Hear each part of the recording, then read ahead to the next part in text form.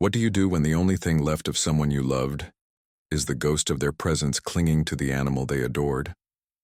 The question hung, colder than the December air, biting Liam's cheeks as he crunched across the frozen gravel towards the barn. Frost feathered the edges of every blade of dormant grass glittering under the weak morning sun. The wind, sharp and relentless, whistled through the gaps in the old stable roof, a lonely sound that echoed the hollow space inside his own chest. It carried the scent of hay, sharp and sweet, undercut by the damp earth smell of thawing mud beneath the ice patches. And something else, something deeper, muskier. Horse. Specifically, that horse.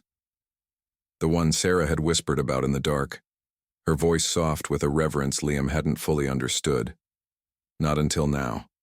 The big sliding door groaned in protest as he heaved it open just enough to slip through. Inside, the air was marginally warmer, thick with the dense, complex perfume of horse. Warm bodies, leather, dust, manure, the tang of oats. Light slanted in dusty shafts through high windows, illuminating motes dancing in the stillness. Most stalls were empty, the boarders out in the winter paddocks. Except one. At the far end, in the deepest shadow, stood a shape, utterly motionless, like carved obsidian against the worn wood. Liam shoved his gloved hands deeper into his coat pockets, the worn leather familiar against his knuckles. He hadn't wanted to come. Not here. Not to this place saturated with Sarah's laughter, her easy confidence, the smell of her shampoo mingling with horse sweat. The lawyer's words still echoed clinical and brutal amidst the grief. She left you the house, the investments, man. Zephyr. Her desert ghost, her moonlight runner. The blind Arabian stallion she'd rescued from God knows where, a creature of impossible grace and unnerving stillness. Liam had admired him from a distance, respecting Sarah's fierce protectiveness, but he'd never truly known the horse. Now he was all that remained. He forced his boots forward, each step deliberate, heavy on the concrete aisle. His breath plumed white in the chill air. He felt exposed, foolish.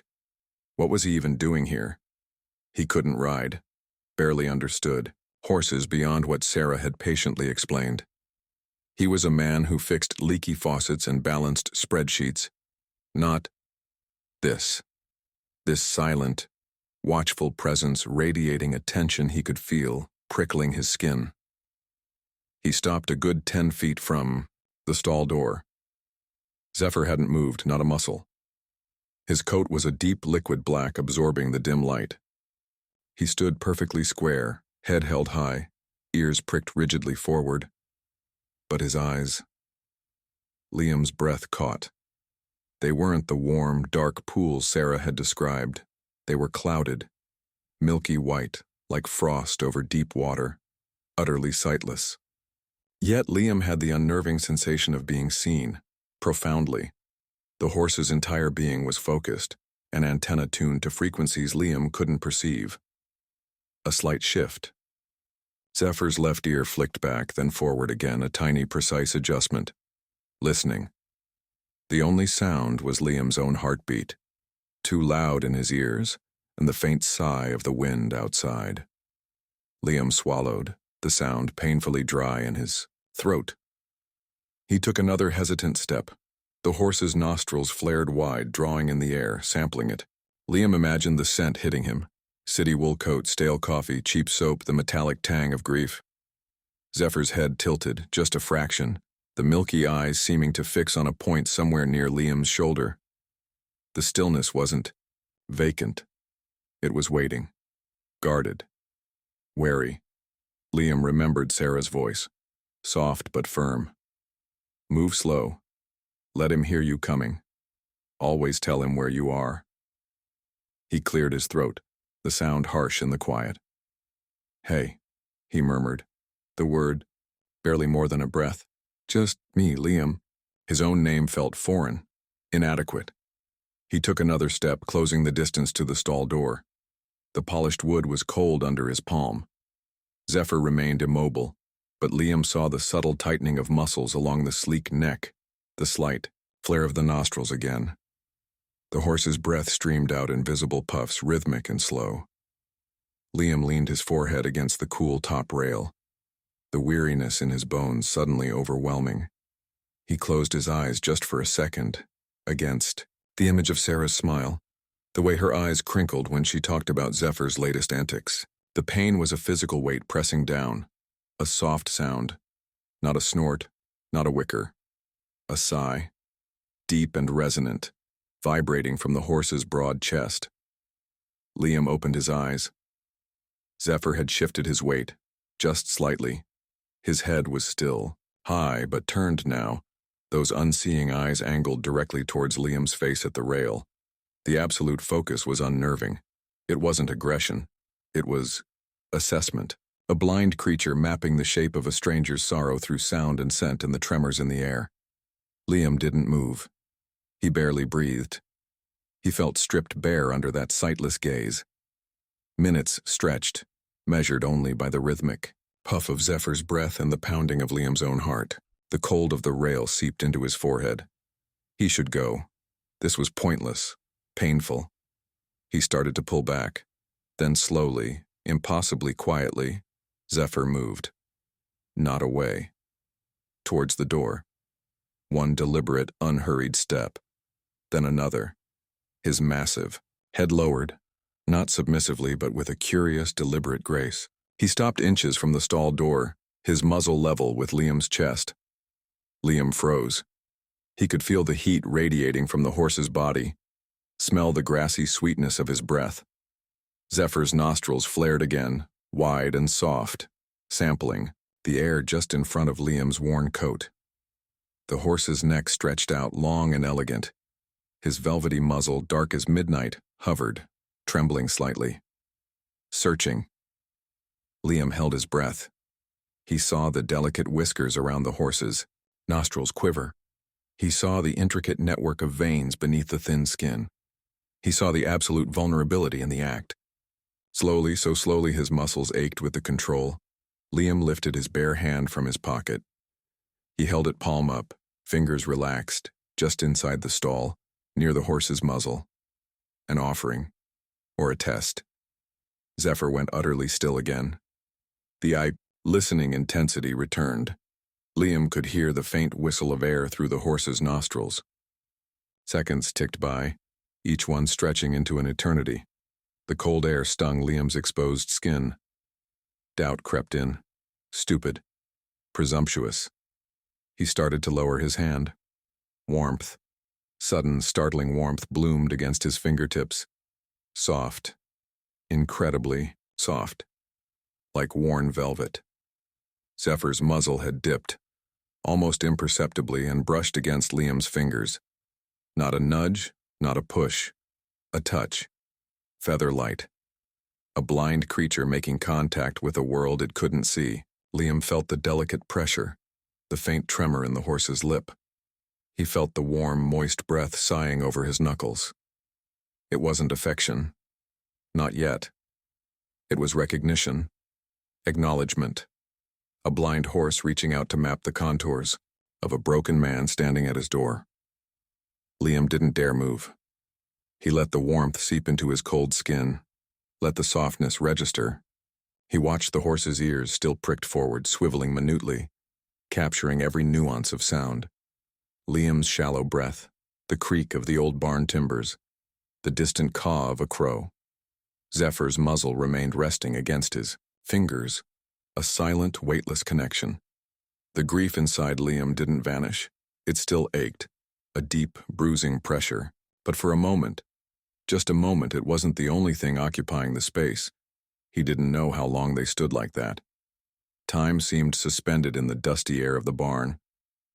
Eventually, Zephyr lifted his head, the contact breaking. He took a step back, returning to his previous position of alert stillness, though his head remained slightly angled towards Liam. The message was clear. The moment was over. Liam slowly withdrew his hand, the lingering warmth on his skin a stark contrast to the barn's chill. He felt strangely unmoored. He turned away, the frozen gravel crunching again under his boots as he walked back towards his car. The wind sliced at him, carrying the scent of snow. He reached the car door, fumbling with cold, stiff fingers for the handle. He paused, looking back towards the barn, a silhouette against the gray winter sky. He didn't hear footsteps, not on the frozen ground, but he felt it, a presence, a shift in the air. He turned fully. There, standing just outside the barn door framed by the weathered wood, was Zephyr, the blind stallion. Head high, ears pricked, facing the spot where Liam stood. Utterly still, utterly focused. He hadn't followed. Not exactly. He had positioned himself, as if waiting, as if listening for the sound of a man who carried the scent of his lost person, wondering if he might come back. Liam stood by his car keys forgotten in his hand, the winter wind whipping around him, staring at the impossible sight of a blind horse who seemed to have learned the sound of his footsteps already. What did this silent, sightless creature know about the woman they both had lost, that Liam himself had yet to understand? The silence between them became a language. Liam returned to the barn, day after frozen day, drawn by a pull he couldn't name. It wasn't duty anymore. It was the echo of that impossibly soft muzzle, against his skin, the image of Zephyr standing sentinel in the barn door. He brought apples, sugar cubes stolen from coffee shops, but mostly he brought his quiet presence. He learned to move with deliberate sound, a shuffle of his boot on concrete before approaching, a low hum under his breath. Zephyr, the blind ghost, learned his rhythm. He'd be waiting, ears like radar dishes swiveling towards Liam's approach.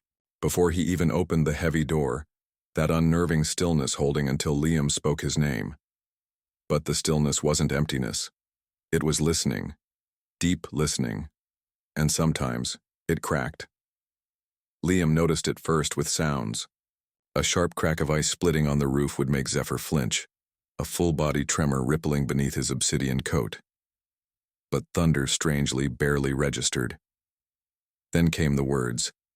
Liam, talking more to fill the silence than anything, recounting mundane details of his broken life, the leaky faucet fixed, the spreadsheets balanced. One afternoon, absently, he muttered Sarah's name. Just Sarah. Zephyr's head snapped up, ears pinning forward with an intensity that stopped Liam's breath. The horse took a sudden, agitated step sideways, nostrils flaring wildly, head swinging as if searching the empty air. The reaction was visceral, immediate, gone as quickly as it came when Liam forced himself to breathe again. But the echo of it lingered in the suddenly charged air. Then there was the oak tree, just outside the paddock, ancient and gnarled. On warmer afternoons, Liam would lead Zephyr out, guiding him with gentle pressure on the lead rope, murmuring directions. The horse moved with cautious grace, trusting Liam's guidance implicitly. But every time they passed the massive oak, Zephyr would slow. His head would turn towards it, those milky eyes seeming to fix on the trunk, and he'd let out a soft, low nicker, a sound Liam had never heard from him before. Not demanding, not distressed, almost conversational, like greeting an old friend only he could perceive. Liam tried to ignore it, tried to bury the questions under layers of practicality. Cleaning, the stall, refilling the water bucket, the rhythmic scrape of the curry comb over Zephyr's powerful shoulders. Grooming became their ritual. Liam learned the contours of the horse beneath his hands, the powerful curve of the neck, the deep chest, the surprisingly fine bones beneath the muscled frame. He learned where Zephyr liked a firm stroke and where he flinched at too much pressure. He learned the horse's scent, warm hay, clean sweat, something wild and sweet underneath. One bitterly cold afternoon, the wind howling like a banshee, outside Liam was working the comb over Zephyr's flank. The horse stood relaxed, head low, one hind leg cocked. Liam's mind drifted inevitably to Sarah, to her hands confident and gentle on this same horse, to the way she'd laugh, head thrown back, when Zephyr would playfully snatch her hat.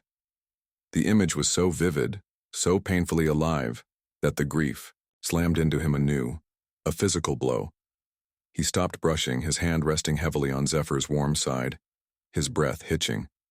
He squeezed his eyes shut, fighting the hot pressure behind them. Don't. Don't break here. Not in front of him. But the dam was cracking.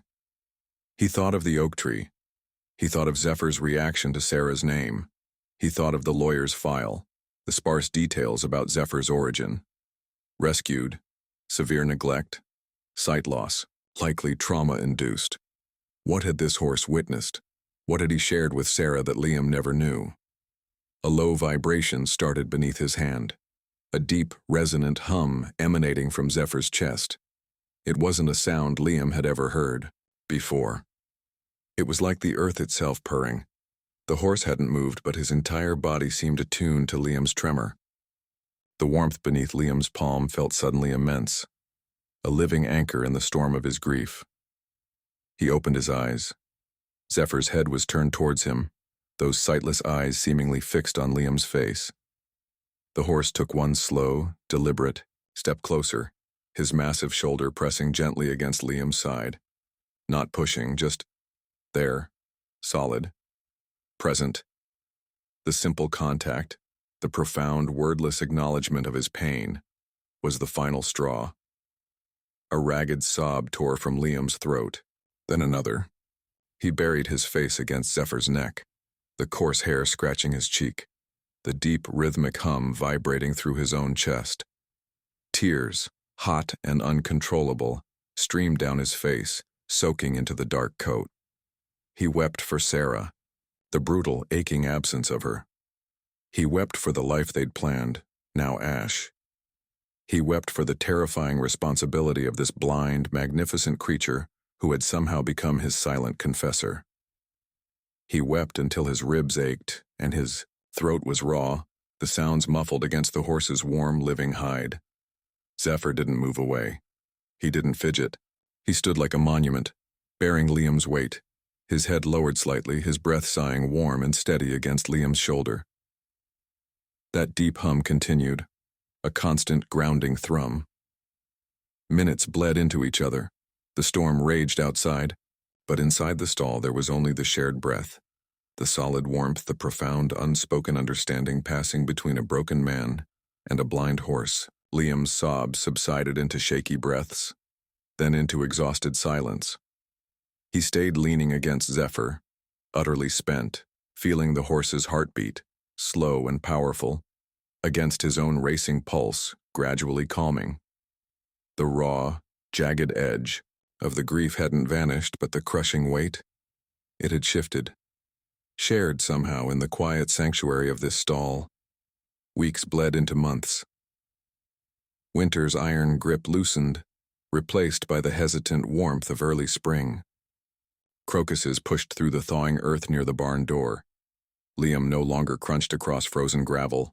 His boots now sank slightly into softening mud. The ritual remained. The deliberate footsteps, the low greeting, the grooming. But the air inside the barn was different, lighter. The silence between them was no longer heavy with grief and wariness. It was comfortable, companionable. Liam moved with an ease he hadn't possessed before. The lines around his eyes, etched deep by sorrow, seemed softer. He smiled more easily. Small things, the sun on his face, the scent of damp earth, the rhythmic scrape of the brush on Zephyr's gleaming coat. Zephyr, too, had changed. The rigid alertness had softened into a watchful calm. His ears, still, tracked Liam's every move, but the tension in his neck was gone. He often rested a hind leg, his head drooping lower in true relaxation, sometimes even letting out a soft, contented sigh, while Liam worked. One bright, clear morning, the air, sweet with the promise of blossoms, Liam finished grooming. He gave Zephyr's neck a final pat, the familiar warmth a comfort. "All right, desert ghost," he murmured, a nickname Sarah had used slipping out naturally. "Let's get some sun." He clipped the lead rope to Zephyr's halter and guided him out of the stall, down the aisle, and towards the paddock gate. It was their routine. But today, as they neared the gate, Zephyr stopped. Not hesitant, but purposeful. He turned his head not towards the open paddock, but sharply towards the ancient oak tree just beyond the fence line. His ears pricked forward, rigid with focus Liam hadn't seen in weeks. He let out that same soft, low nicker, the greeting sound. "Not today, big guy," Liam said gently, giving the lead rope a light tug towards the gate. "Paddocks this way." Zephyr resisted, not pulling back but planting his feet firmly, his entire body oriented towards the oak. He nickered again, more insistently, swinging his head slightly. It wasn't stubbornness. It was direction. A silent demand. Puzzled, a flicker of the old mystery stirring, Liam hesitated. He looked at the tree, its massive trunk, the roots snaking into the ground. Zephyr had always been drawn to it, but never like this, never demanding. "Okay," Liam breathed, curiosity overriding. Routine. "Show me." He unlatched the paddock gate but didn't lead Zephyr through. Instead, he carefully guided the horse around the fence line towards the base of the giant oak. Zephyr moved with sudden, focused eagerness, his steps quickening, his head held high, nostrils flaring as they approached. He stopped directly before the thickest root, a gnarled protrusion that arched out of the earth like a bent knee. Zephyr lowered his head, his muzzle sweeping low over the mossy root, snuffling intently. He nudged at a patch of loose moss and damp leaves with his nose, then looked up, turning his sightless gaze towards Liam, waiting. Heart thumping strangely, Liam knelt. He brushed aside the damp leaves and moss Zephyr had indicated. The earth beneath was soft. His fingers dug in slightly, encountering something smooth and hard. Not a rock. He pulled it free, wiping away the clinging dirt. It was a small waterproof metal box, tarnished but intact. Liam's breath caught. He knew this box. Sarah had kept small treasures in it. A lucky stone from their first hike, a faded ticket stub. He'd thought it lost. Hands trembling, he pried open the rusted latch. Inside, cushioned on a scrap of velvet, wasn't a stone or a ticket. It was a photograph. A much younger Sarah, maybe 10 years old, beaming with gap-toothed joy, her arms thrown around the neck of a small scruffy pony, and tucked beside it a folded piece of paper brittle with age. Liam unfolded it carefully. It was Sarah's handwriting, the loops and curves unmistakable. But the words were simple, childlike. "My first friend. He taught me not to be scared. I'll never forget you, Dusty."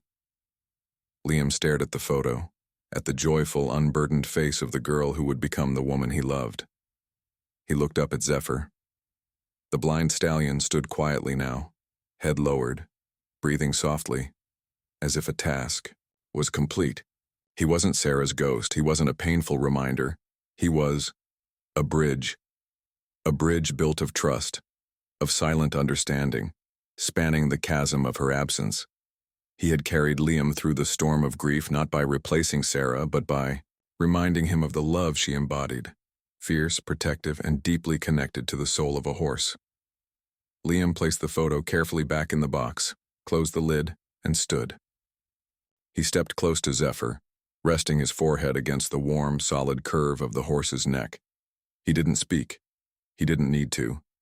The spring sun warmed his back. The scent of new growth filled the air. The raw ache was still there, a part of him now, but it no longer defined him. Zephyr shifted his weight, leaning gently into Liam's touch, a soft sigh escaping him. Liam felt it then, not as an ending, but as a quiet beginning. The gift wasn't just the photo or the memory. It was the realization settling deep into his bones, warm and undeniable. He was still here. And so was life. And it was worth living. He looked into Zephyr's sightless eyes, seeing not absence but a profound quiet knowing. Sometimes the ones who carry you through the darkest nights are the ones who learn to walk beside you in the silence. If this story found a way into your heart, please help this channel grow. Hit that subscribe button and ring the bell so you won't miss our next journey. Your comments mean the world. Let me know how Zephyr and Liam's story touched you. Share this with someone who needs a reminder of hope. We'll be here tomorrow with another story that just might change everything. Thank you for watching.